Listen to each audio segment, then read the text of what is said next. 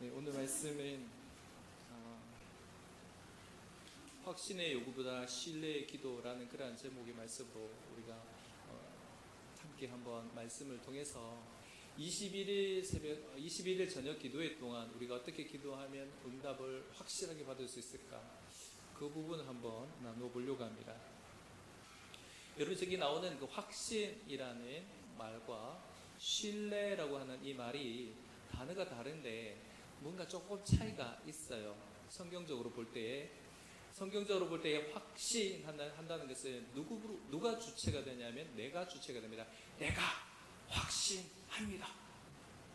확신하다니까요. 이게 이제 누구의 말이냐? 내 언어입니다. 신뢰는 뭐가 될까요? 하나님입니다. 내가 하나님을 신뢰합니다. 나는 연약하고 너는 무능하고 나는 무지해서 나에게는 소망이 없습니다. 하나님을 신뢰합니다. 여러분, 확신과 신뢰가 이렇게 차이가 난다고 여러분 아시죠? 아시겠죠?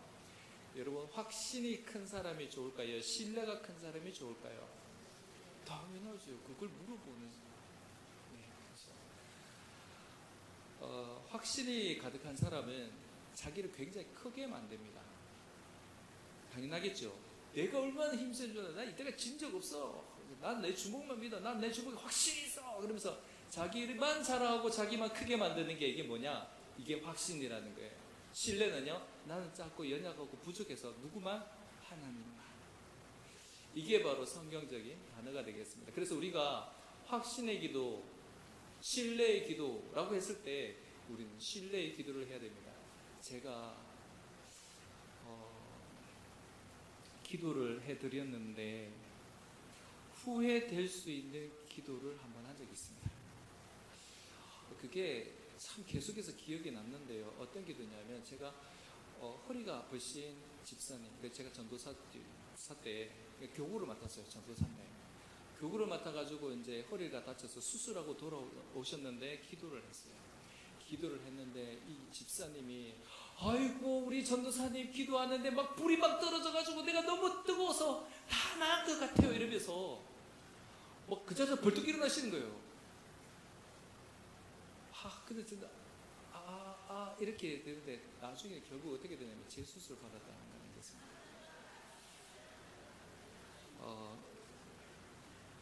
사실은 제가 그게 가슴이 아파요. 제가 이렇게 하나님 우리가 믿습니다. 하나님의 능력이 나타나게 하여 주십시오. 그 연약한 부위에 강하게 하나님 치료하여 주시옵소서. 집사님 아멘 하고 나는 바로 확신을 해버려가지고 재수술을 하셨어요. 여러분, 그렇게 기도할 때 이 기도해 주는 이 사람의 입장에서는 너무 안타까운 거예요. 그때 당시는 저도 분별력이 없어서 확신과 신뢰에 대한 어떤 온도 차이를 전혀 모르던 상황이라 굉장히 고민을 많이 했어요. 하나님, 성도님들이 만약에 오해해서 잘못 저렇게 하면 더 자기의 육체만 나빠지고 하나님에 대한 그 믿음과 신뢰는 온전히 또 다 사라질 텐데 더 실망할 텐데 그런 기도 해야 됩니까? 하는 고민을 빠진 적이 있었어요. 근데 이제는 그런 고민 안 하셔도 됩니다. 확신의 기도는 나만 크기 때문에 실수할 수 있습니다. 그리고 그것이 잘못돼 버리면 확 주저앉아 버립니다. 근데 신뢰의 기도를 하게 되면요, 내 뜻과 정반대가 돼도 하나님의 뜻이 있겠지. 여러분, 다니엘이 친구들이 그렇게 이야기하잖아요. 당신은 우리를 풀무불에 넣는다 하더라도 우리는 당신이 만든 신상과 당신에게 절하지 않습니다. 하나님 우리를 구해 주실 거고 주실 것입니다. 그럼에도 불구하고 하나님께서 그럼에도 불구하고 우리를 구원해 주시지 않는다 하더라도 우리는 당신이 만든 그 신상에 절하지 아니할 줄 아소서. 이게 신뢰라는 거죠. 내가 믿음이 좋다 해가지고 이렇게 자랑하는 거, 그거 아무 소용이 없다는 겁니다. 누구를요? 하나님을 신뢰하셔야 합니다. 그래야 우리가 기도할 때 절대 흔들리지 않고 믿음이 오히려 더 굳건하게 됩니다. 자, 앞에 있는 우리 그림을 한번 잠깐 볼게요. 자, 한번 읽어볼까요? 시작. 믿습니다. 믿습니다. 네. 여러분 우리가 믿습니다 할 때 믿습니다 이렇게 할 때 이건 나의 확신이 너무 강한 거죠. 하나님 이번에 로또 될 줄 믿습니다. 이렇게. 간절하죠. 여러분 간절하면 쏟기 쉽습니다. 간절하면 넘어지기 쉽습니다. 간절하면요 무너지는 건 굉장히 쉬워요. 그의 기대만 살짝 건드려버리면 와장창 무너집니다. 오늘 우리 본문에 보니까 베드로가 다른 사람은 다 떠날지라도 난 주님 절대 안 떠납니다. 내가 주와 함께 죽으면 죽었지 절대 주님은 안 떠납니다 하니까 다른 제자들도 우리도 주를 절대로 떠나지 않겠습니다 이렇게 이야기합니다. 여러분 이 본문을 듣고 여러분 오해하시면 안 돼요. 어떤 오해냐? 우와 우리 베드로 진짜 믿음 좋네, 진짜 충성이네, 우와 우리 제자들 똑같이 주님 곁에서 죽겠다고 충성하고 저를 따라다니기는 이야 대단해요 이렇게 생각하면 오해한다는 겁니다. 아니 그렇게 되어 있는데 뭘 오해하죠? 여러분 이 뒤에 어떤 일이 일어납니까? 예수님께서 사전에 이렇게 이야기하셨죠. 하나님께서 목자를 치시면 양들이 다 떠난다. 너희도 다 떠날 거야. 그리고 예수님께서 네가 닭 울기 전에 내가 3번 나를 부인하리라 이렇게 했습니다. 예수님께서 잡히실 때 제자들이 어떻게 했어요? 다 도망갔어요. 그렇게 자신만만하게 하던 베드로는요 예수님을 부인하고 맹세하고 저주까지 하면서 예수님을 부인했습니다. 여러분 이런 상황을 봤을 때 제자들의 이 죽을 때까지 따르겠습니다 이렇게 하는 게 확신이라는 걸 우리는 알 수 있습니다. 그렇죠? 그렇다면 여러분 우리가 이 제자들은 12명의 예수님 뒤를 따라갈 때 하나님의 말씀 듣고 기적과 엄청난 그 능력을 볼 때 제자들은 우와 우리는 은혜 가득 받았습니다. 이런 예수님을 따라하니 우리는 너무 행복합니다. 이렇게 갔을까요? 아니면 12명의 제자들이 시기, 질투, 미움, 질시, 반목 뻑하면 다투고 이렇게 갔을까요? 여러분 상상 안 가죠? 자 오늘 저만 있으면 누가복음 9장 44절에서 46절 말씀인데요. 같이 한번 보겠습니다. 이 말을 너희 귀에 담아두라. 무슨 말이냐면 인자가 장차 사람들의 손에 넘기우리라 하셨습니다. 그런데 제자가 이 말씀을 알아듣지 못하였으니 이는 저희로 깨닫지 못하게 숨김이 되었습니다. 또 저희는 이 말씀을 묻기도 두려워하더라. 그런데요 46절에 제자 중에서 누가 크냐 하는 다툼이 일어납니다. 변론이 일어납니다. 여러분 지금 예수님께서 이 공식을 한번 보세요. 내가 고난 받는다, 내가 죽임을 당한다, 내가 사람들에게 끌려간다 이런 이야기를 할 때마다 제자들이 누가 크냐 이런 이야기를 합니다. 공식이 그래요. 여러분 이 제자들 예수님께서 변화산에서 내려오셨을 때 제자들 그리고 지금 그 귀신 들린 아들을 데리고 온 아버지가 있는데 귀신 들린 아들을 못 고친 이 제자들 사이에서 주님께서 무슨 일을 하느냐 그러면서 이 믿음이 없는 것들을 하면서 나무라시고 예수님께서 그 아이를 귀신에 쫓아내시죠. 제자들이 어떻게 해서 이렇게 일이 일어납니까? 할 때 예수님께서 기도 외에는 이런 일이 나갈 수 없느니라. 그리고 예수님께서 바로 이야기하신 게 이겁니다. 이 말을 귀담아 들으라. 인자는 어떻게 해요? 장차 사람의 손에 넘기우리라. 이 말씀하십니다. 이 말씀을 할 때 예수님께서는 분명히 보여주시는 것이 있습니다. 왜 우리가 기도할 때는 안 낫죠? 이거죠. 뭐 때문에 그랬을까요? 여러분 예수님께서는 제자들을 두 명씩 이렇게 보내셨을 때 그들은 귀신도 쫓아내고 병도 고치고 능력이 나타났어요. 근데 그동안 해왔기 때문에 나도 당연히 되겠다라는 자기 확신 때문에 해보니까 안 된다는 거죠. 여기에서 기도라는 것은 뭘까요? 신뢰입니다. 그리고 예수님께서는 이렇게 내가 곧 팔린다 이랬을 때 제자들은 뭐합니까? 충성 경쟁을 하는 거예요. 누가 크냐? 나 예수님보다 더 크다 이렇게 이야기합니다. 여기서 어떤 싸움이 있냐면요. 베드로가 내려와서 보니까 야 우리는 예수님께서 저 산에서 확 변하는 거, 우리 그 밭대 너희들 이 땅에서 저 귀신 들린 사람도 하나 못 다루냐? 이렇게 되는 거죠. 근데 엄밀히 따져보면 베드로도 말할 자격이 없습니다. 자기가 뭔 말할지도 모르고 주여 여기가 좋사오니 초막셋을 짓되 이런 이야기를 하잖아요. 그리고 자기는 맨 마지막에 어떻게 해요? 무서워서 팍 엎드려가 쪼그라졌지 않습니까? 그 믿음 없는 거 아닙니까? 50보 100보인데 자기는 예수님과 좀 가까이 있었다고 해서 이 제자들하고 산에 있던 제자들과 산 밑에 있는 제자들이 어떻게 해요? 누가 크냐고 이렇게 다툼이 일어나는 겁니다. 예수님께서 보시기에는 도토리 키재기인 거죠. 예수님께서 하도 안 돼서 어린아이 한 명 데려가지고 어떻게 해요? 이 어린아이처럼 낮아야 된다. 겸손해야 된다. 그래야만 높아진다. 이 말씀을 하시는 겁니다. 여러분 제자들이 한 번만 싸웠을까요? 아닙니다. 제자들은요 끝까지 시기하고 질투하고 누가 예수님의 옆에 그렇게 바짝 붙어 있는지 제자들 며칠 아마 그랬을 거예요. 저 안드레 저거 있잖아. 어제 예수님이 그렇게 하는데 말 듣기도 못 알아듣더라 하면서 자기들끼리 쑥쑥쑥 하고 막 그러지 않겠습니까? 자, 저기를 한번 보세요. 마태복음 20장 19절에서 24절 한번 보면 이렇게 되겠습니다. 예수님께서 이렇게 이야기해요. 이방인들에게 넘겨주어 그를 능욕하며 책찍질하며 십자가에 못 박게 하리니 제3일에 살아나리라. 그때에 세베대의 아들의 어머니가 그 아들들을 데리고 예수 앞에 와서 무엇을 구했어요? 예수께서 가라사대 무엇을 원하느뇨 물으니까 뭐라고 이야기합니까?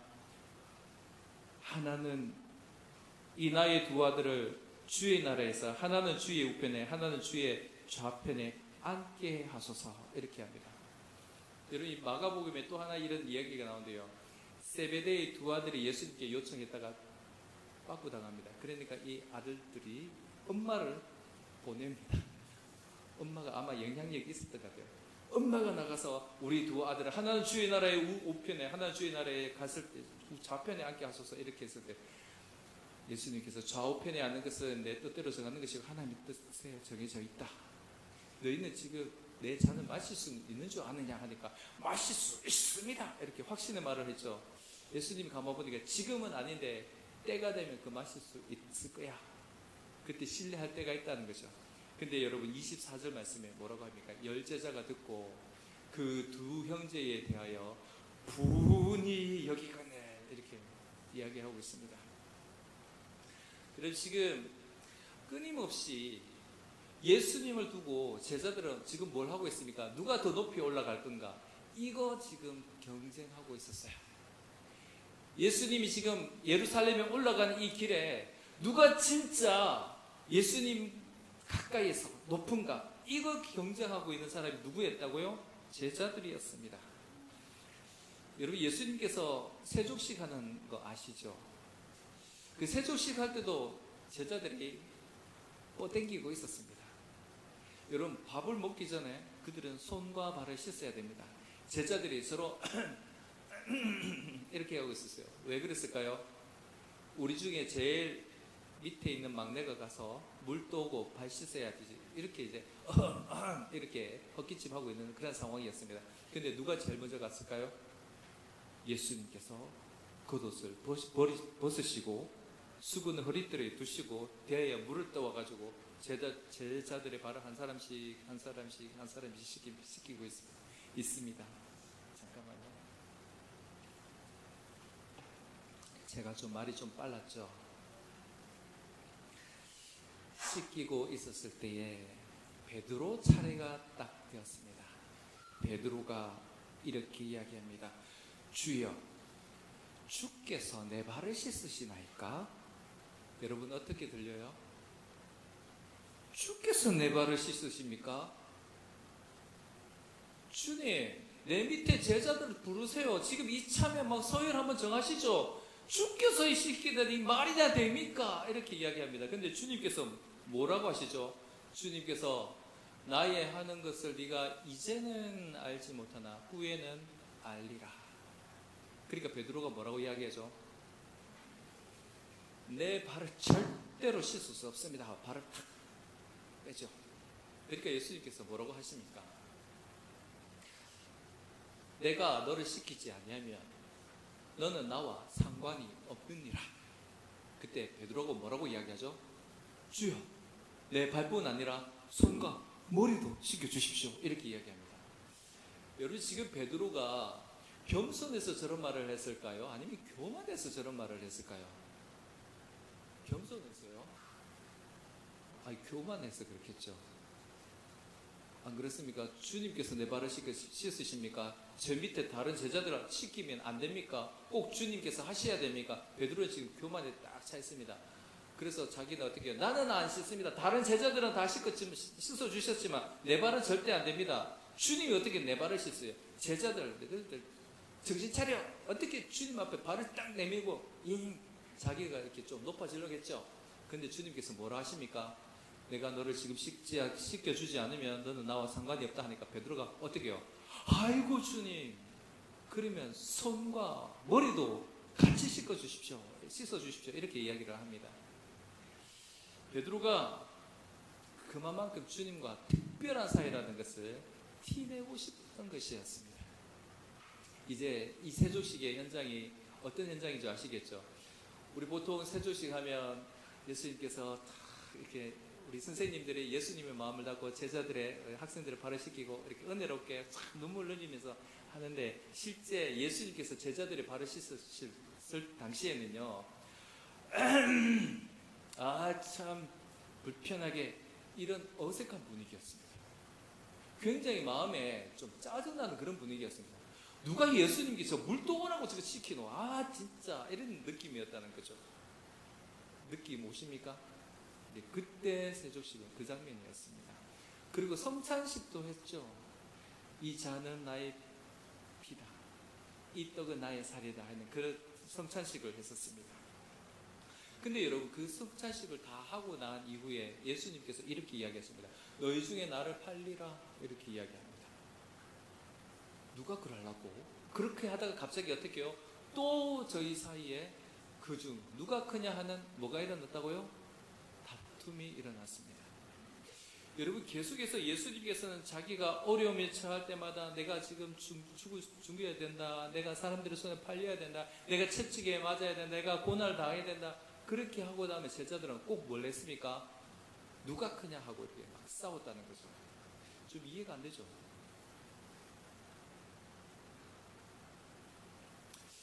여러분, 다시 한번 말씀드리고 보겠습니다. 예수님께서 변호산에서 내려왔을 때 제자들은 누가 크냐 이렇게 다투었습니다. 산에 있는 제자와 산 밑에 있는 제자들이 대판 한번 싸웠죠. 마지막으로 주님께서는 이번에 가면 다시는 예루살렘 성에서 못 나올 것을 아시고 예루살렘 성에 갈 때 성으로 향하는 그 길에서 제자들이 세베대의 아들과 세베대의 엄마가 동원해가지고 주의 우편에 좌편에 앉혀달라는 그 이야기에서 제자들이 또 노발대발하고 하고 있습니다. 세조식에서 드디어 갈등이 막 터졌죠. 예수님께서 씻어주신다 이렇게 이야기할 때 베드로가 주께서 내 발을 씻으시나이까? 내 발은 절대로 씻을 수 없습니다. 그러다가 갑자기 손과 머리도 씻겨주시옵소서, 나는 다른 제자가 다른 특별한 대우를 해달라고 막 그렇게 요청하는 장면들이 나옵니다. 성찬식 이후에는 뭐라고 이야기합니까? 그 중에 누가 크냐 이렇게 하고 있었습니다. 오늘 본문에 예수님께서 잡히시기 전에 어떻게 이야기해요? 베드로가 이렇게 이야기합니다. 다 주를 버릴지라도, 다는 누구를 말합니까? 내 빼고 11명의 제자들. 이 제자들을 다 버려도 나는 주를 버리지 않겠습니다. 이렇게 이야기합니다. 네가 오늘 다 굴기 전에 나를 3번 부인하리라 이렇게 이야기할 때, 내가 주와 함께 죽었으면 죽었지 절대로 주를 떠나지 않겠습니다 하니까 다른 제자들도 이해질세라, 우리도 주님과 함께 죽으면 죽었지 절대로 주님을 버리지 않겠나이다 이렇게 했다는 것이죠. 여러분, 지금 여러분 이 내용을 봤을 때는 제자들은 계속해서 충성 경쟁을 하고 있으면서 자기 확신을 꽉꽉 채우고 있습니다. 여러분, 자고 있는 사람 깨우는 게 쉬울까요? 북한의 속담이 그런 게 있대요. 자고 있는 사람을 깨우는 게 쉽습니까? 자는 척하는 사람을 깨우는 게 쉽습니까? 북한의 속담은 자고 있는 사람 깨우는 것보다 자는 척하는 사람 깨우는 것이 훨씬 어렵다, 이렇게 이야기합니다. 제가 이 말씀을 왜 드릴까요? 여러분, 믿음이 없는 사람이 믿음 얻기가 쉬울까요? 아니면 믿음 있는 척 하는 사람이 믿음을 갖기가 쉬울까요? 믿음이 아예 없는 사람은 말씀이 들어가서 변화가 없던데, 믿음이 있는 척 하는 사람은 배울 자세가 안 되어 있어요. 들어도 안 들려요. 봐도 못 봐요. 지금 여러분, 이 제자들은 예수님을 향한 믿음이 엄청 강한 척 그렇게 하고 있지만 그들은 자기 확신만 꽉 찼지 예수님에 대한 신뢰는 하나도 없습니다. 왜 예수님이 나는 죽는다, 나는 고난당한다, 나는 잡힌다 이렇게 듣는데도 불구하고 제자들은 끊임없이 누가 크냐 그렇게 했을까요? 예수님께서는 제자들을 향해서 어린아이처럼 낮아되 져야 한다, 내가 마시는 잔을 너희가 마실 수 있느냐, 나는 섬기는 자로 너희로 왔다 하셨어요. 그리고 이 잔은 내 피고 이 떡은 내 살이다. 그리고 감람산에서 어떻게 해요? 내가 잡힌다, 사람들에게 넘겨진다, 너희 중에 나를 판다, 이런 이야기까지 했는데 제자들이 못 알아들었습니다. 왜 못 알아들었을까? 이게 참 신기하죠. 이유가 있습니다. 눈이 있어도 안 보이고요, 귀가 있어도 안 들리는 사람이 있습니다. 시편 115편 4절에서 8절에 이렇게 이야기합니다. 여러분 보이십니까? 예, 한번 눈을 크게 한번 힘을 주고 같이 한번 읽어보겠습니다. 시작. 그들의 우상은 은과 금이요 사람이 손으로 만든 것이라. 입이 있어도 말하지 못하며 눈이 있어도 보지 못하며 귀가 있어도 듣지 못하며 코가 있어도 냄새 맡지 못하며 손이 있어도 만지지 못하며 발이 있어도 걷지 못하며 목구멍이 있어도 작은 소리조차 내지 못하느니라. 우상을 만드는 자와 그것을 의지하는 자들이 다 그와 같으리로다. 여러분, 자기 확신이 가득 찬 사람은 우상이 됩니다. 왜냐? 가장 중심에 하나님을 모셔야 되는데 그 자리에 누가 들어갔어요? 자기가 들어갔어요. 내가 하나님보다 더 높아요. 이게 우상인 거예요. 여러분, 우상이 뭐 다른 게 아닙니다. 뭐 부처 뭐 그런 것도 다 우상이지만 진짜 큰 우상은 뭐냐? 나예요, 나. 이게 제일 큰 우상입니다.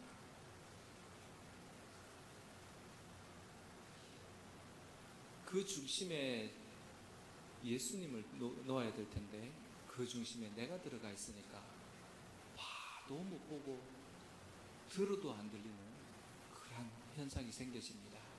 지금 제자들은 확신에 가득 찼습니다. 내가 특별하고 내가 주님과 더 가깝고 내가 다른 제자들보다 더 충성하고 내가 주님 앞에 더 인정받는 내가 어찌 보면요, 여러분, 주님 곁에 있어서 주님을 제일 잘할 것 같고 주님께서 주시는 그 능력도 제자들도 행했고요, 주님 못지않게 그들도 가르침의 사역에 그들도 임했습니다. 그런데 그들은 예수님께서 잡히시던 날, 그날까지 뭐 했다고요? 누가 크냐? 여러분, 우상의 특징이 뭔지 아십니까? 우상은요, 불타는 하나님의 심판에 불타는 것들과 같이 불타는 그러한 상황을 스스로 만들어 버립니다. 우상이 불탈 때 나도 불타요. 왜? 내 안에 확신이 가득하면요. 여러분, 확신이 가득한 사람은 어떤 사람이냐? 예수님께서 십자가 빌라도에게 재판을 받을 때에 빌라도가 이렇게 이야기하죠. 나는 아무리 살펴봐도 예수에게 죄될 만한 것을 찾지 못했다. 이 사람의 의로운 사람의 피를 너희가 감당해라 하니까 그때에 마태복음 27장 25절에 백성들이 이렇게 이야기합니다. 백성들이 다 대답하여 이르되 그 피를 우리와 우리 자손에게 돌릴지어다. 그러니까 하나님 심판을 겁을 안 내요. 지금 제자들은요 뭐라고 이야기합니까? 죽을지언정, 내가 죽을지언정 주를 버리지 않겠나이다. 여러분 생명을 겁니다. 끝까지 그냥 맨 마지막이 뭡니까? 이 심판도 두려워하지 않는 사람이라는 것입니다. 제자들은 결국 어려움을 당하면 다 도망갔잖아요. 뭐 때문에요? 자기 확신이 강한 사람은요 그 확신이 무너지면 와르르 다 무너져 버립니다. 다시 한번 말씀드려 볼게요. 확신은 내가 크다, 내가 주도한다 이런 것입니다. 그러나 신뢰는요 하나님이 크다, 하나님이 주도권을 가지고 있다, 하나님이 주도하셔야 된다 이렇게 이야기합니다. 여러분 어떻게 하면 우리가 신뢰의 사람이 될 수 있을까요? 신뢰의 사람이 되려면 이것 하나 인정하면 됩니다. 뭐를 인정하느냐? 나는 연약한 사람입니다. 이 세상에서 제일 가르치기가 힘든 사람이 누구냐? 아는 척하는 사람 가르치기가 힘들어요. 이거 한데 그거 어쩌저쩌. 근데 쭉 듣다 보면 제가 가르치려고 하는 내용과 전혀 다른데도 아는 척 한단 말이에요. 자꾸 뭐 이야기가 몇 번 가르치려고 몇 번 이야기 3번 4번 끊기면요 그 다음부터 말하고 싶은 생각이 없어요. 그리고 중요한 것은 믿음이 있는 척 하는 것도 똑같습니다. 내가 새벽 기도를 몇 년 다녔는데, 내가 교회밥을 몇 그릇 먹었는데 그게 뭐예요? 하나님에 대한 신뢰가 있느냐 없느냐 이게 굉장히 중요한 겁니다. 믿음이 있는 척 하는 거 말씀 제일 안 듣습니다. 순종하는 척 하는데 제일 목사님을 힘들게 만들어요. 연약한 나를 인정하시기 바랍니다. 자, 앞에 보세요. 베드로야, 너는 예수님을 버리고 도망갈 수 있다는 겁쟁임을 인정해라. 그렇습니까? 베드로야, 너는 형제의 발을 씻어줄 만큼 섬길 수 있는 사람이 되라는 것을 인정해라. 형제들보다 더 낫다는 것을 인정하라고. 베드로야, 너는 예수님의 좌우편의 자리가 네 것이 아니라는 것을 인정해라. 당연히 당연하다는 것, 그것 아니라는 거죠. 베드로야, 너는 실패한 사람들로부터도 네 비난받을 수 있다는 거 인정해라. 실패했는 사람한테 제가 어떻게 비난받습니까? 난 성공했는데. 아니에요. 어떤 면에서는 그 성공 때문에 잃어버린 게 너무 많아요. 이 이야기를 하려면 좀 아픈 이야기인데 제가 실패했기 때문에 이야기를 하는 겁니다. 여러분, 저는 목회를 늦게 했습니다. 그래서 열심히 공부해서 장학금 받고 그러면은 공부도 잘하고 가게에도 보탬이 되고 좋잖아요. 근데 아빠가 집에 있으니까 그때 애기들이 요만했거든요. 아빠 뭐 해? 하면서 올라와서 책상에 막 올라와가지고 책도 막 덮고 막 이렇게 하니까 세상에 마귀 새끼도 이런 마귀 새끼가 없는 거예요. 근데 그때 지금은 제 세 자녀가 목사님 좋겠어요. 목회에 엄청난 힘이 되겠어요. 그때는요 저는 마귀 새끼였거든요. 그때 저는 그 애들 어릴 때에 좋은 아빠의 이미지가 없었던 거예요. 무섭고 원칙적이고 그래서 좀 무서웠던 아버지였던 게 저는 굉장히 후회됩니다.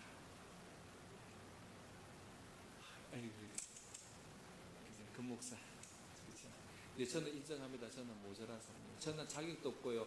제가 목사하면 안 되는 사람인 거 저도 알아요. 그런데 하나님께서 부족한 사람을 세우셨습니다. 이건 하나님의 은혜였고, 하나님의 은혜가 아니었으면 저는 어떤 사람이 되었을까? 아마 이 자리에 앉아나 있을까? 그런 생각을 해봅니다. 저는 이 자리에 있는 것은 진짜 완전한 하나님의 은혜입니다. 여러분도 그렇게 스스로를 인정하셔야 됩니다. 여러분, 베드로가 그래도 예수님 제자 됐잖아요. 그렇죠? 어떻게 예수님의 제자가 됐을까요? 여러분, 이 베드로는 사복음서의 제자가 되는 그 과정들이 있는데요. 안드레라는 사람이, 이 안드레가 세례 요한의 제자였거든요. 그런데 베드로가 아니라 시몬이요, 내가 메시아를 만났습니다. 나와 함께 그 메시아를 보러 갑시다 하면서 딱 갔는데 예수님께서 처음에 딱 보자, 시몬아, 너는 장차 게바가 되리라. 뭡니까? 반석이 되리라. 하나님의 교회의 터가 된다는 이야기를 하는 것이죠. 여러분, 이름 받았으면, 사명 받았으니까 제자가 돼야 되잖아요. 근데 그때까지 제자 안 됩니다. 그 이후에 2번이나 예수님께서는 베드로를 찾아가요. 어디에서요? 이렇게 거물질하고 고기 잡고 할 때. 그런데 그때마다 베드로는 배와 거물과 사람들 다 팽개치고 예수님 막 따라갑니다. 근데 그때도 제자가 안 됐어요. 여러분, 배 버리는 거 쉽습니까? 직장 포기하는 거 쉬워요? 공부하는 거 멈추는 거 쉬워요? 안 쉽잖아요. 그거 다 포기하고 예수님 쫓아가도 그래도 예수님께서는, 그리고 자기 장모님이 병들었을 때 예수님께서 친히 오셔서 장모의 열병을 낫게 하십니다. 그 정도면 얼마나 친밀한 관계예요. 다른 사람은 막 대기 번호표 받고 줄 서가 있고 난리인데 베드로는 그냥 특별한 케이스로 장모님이 열병을 탁 고치신단 말이에요. 이 정도면 예수님이 제자 될 자격 없습니까? 친밀한데. 그때도 안 됐어요. 언제 됐느냐? 막 말씀하시다가 베드로의 배에 탁 올라서서 조금 뛰어라 이렇게 이야기합니다. 그래서 말씀을 계속 하시다가 베드로 보고 이렇게 이야기하죠. 깊은 데로 가서 그물을 던져라. 그때 베드로가 어떻게 해요? 내가 밤새 잡은 것 없지만 말씀에 의지하여 내가 그물을 내리리라. 이거 확신일까요? 신뢰일까요? 신뢰죠. 그래서 그물을 내렸더니 어떤 현상이 생깁니까? 그물이 안 올라오는 겁니다. 배가 잠기는 거예요. 그때 베드로가 이런 말을 합니다. 시몬 베드로가 이를 보고, 앞에 있는 화면, 예수의 무릎에 엎드려 이르되, 같이 읽어봅니다. 주여 나를 떠나소서, 나는 죄인이로소이다. 여러분, 이때 예수님께서 내가 너를 사람 낚는 어부가 되리라. 제자가 됐던 거예요. 이름 받았다고, 친밀하다고, 내가 주님 앞에 따라갈 수 있는 모든 것을 다 버리고 주만 쫓아간다고, 이것 가지고는 여러분 제자 될 자격이 없는 거예요. 진짜 제자 되려면요, 신뢰입니다. 그리고 내 존재가 어떤가를 정확히 깨닫는 것, 그것이 중요하다는 것입니다. 오늘 우리는 이것을 확실하게 구분했으면 좋겠습니다. 확신이냐 신뢰냐, 이걸 구분했으면 좋겠어요. 예전에 우리 하나님께 열심히 뭔가 합시다가 아니라 하나님의 열심으로 지금 우리가 이렇게 되었습니다. 믿으십니까? 우리가 확신이 아니고 신뢰입니다. 신뢰는 나의 바람이 깨져도요, 오히려 더 하나님께 더 믿음으로 나아가서 신앙이 굳건해집니다. 이게 신뢰예요. 21일 응답의 기도가 있습니다. 확신, 믿습니다. 다 좋아요. 하지만 가장 중요한 건 뭡니까? 신뢰예요. 하나님, 그것이 안 이루어진다 하더라도 세상이 알지 못하는 기쁨과 세상이 이해하지 못하는 하나님의 그 신묘막측한 그 지혜와 계획을 내가 깨닫기를 원합니다.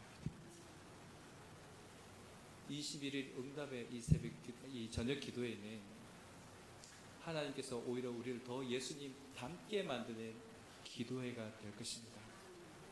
이 기도회가 지나면요, 21일 기도회를 통해서 21일 응답의 기도 전과 후가 달라지는 역사가 일어날 줄 믿습니다.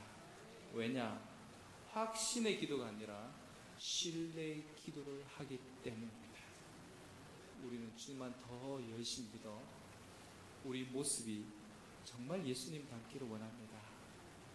확신은 관계를 깨뜨려 버립니다. 확신은 제자들을 서로 다 미워합니다. 확신은 예수님의 마음을 가장 아프게 했습니다. 그러나 신뢰는요, 제자가 하나가 될 수 있습니다. 주님의 마음을 가장 시원케 해드릴 수 있습니다. 이번 21일 저녁 기도에는 주님의 마음을 시원케 하고 주님을 더 닮아가는 신뢰의 기도의 사람들 다 되시기를 우리 주 예수 그리스도의 이름으로 축복합니다.